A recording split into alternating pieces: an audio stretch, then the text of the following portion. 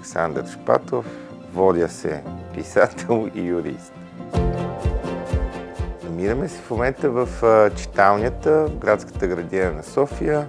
Това е една малка библиотека, която направихме преди 9 години с идеята, то се и вижда, да е едно приятно място, в което да влезеш и да имаш такава библиотека в София с хубави нови книги, което в другите библиотеки не е точно така, за съжаление.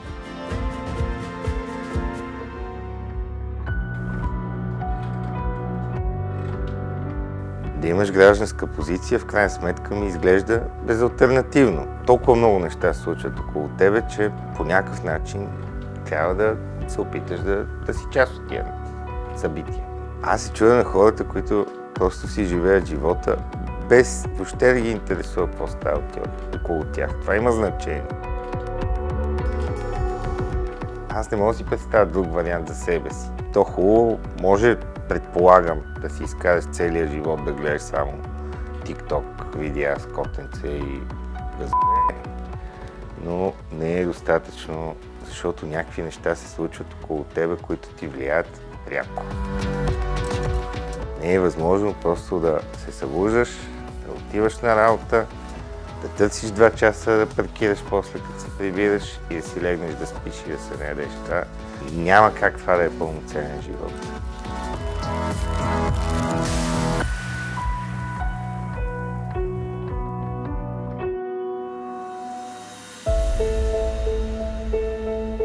Всички промени в крайна сметка винаги тръгват от младите. Не е случайно. Те са най-малко конформисти от всички. Най-малко се съобразяват с статукво, авторитети и така нататък. Ако трябва да се насърчава гражданската активност, заемането на позиция, това става най-лесно още когато в училище учителите поставят някакви въпроси на дискусия от съвремието ни. А и той всеки въпрос, всичко, което учим по история, по литература, по философия, то има своето приложение и в настоящето.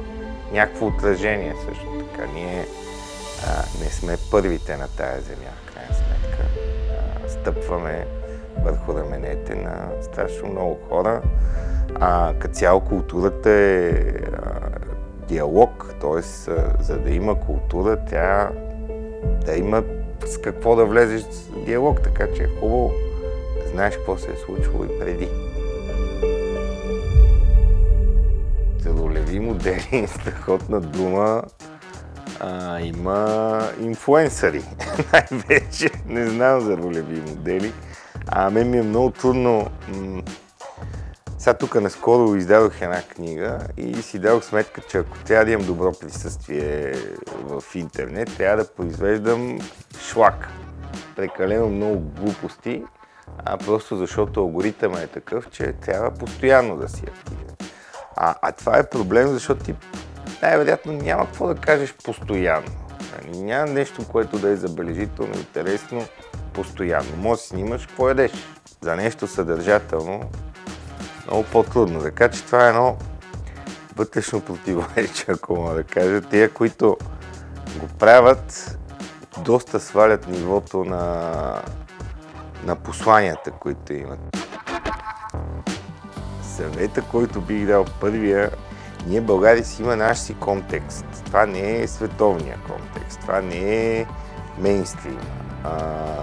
Хубаво е, доколкото способностите ни го позволяват, разбира се и времето, все пак да си дава някаква сметка за нашата история, за нашата култура и оттам нататък да разсъждаваме. Никога не съм възприемал, че имам право на позиция и че то е застрашено. Тоест, това е нещо, което, примерно, родителите ми, дядо ми, не са го имали като възможност. Живели са в много кофти време. Сега, слава Богу, никой не е застрашен да изпита някакви преки последствия за него, защото се обявява против властта, да кажем, или взема някаква непопулярна позиция. Правото на мнение в България е гарантирано и това е последните години. Съвсем нова възможност да се чувстваш свободен. И това трябва да го оценяваме.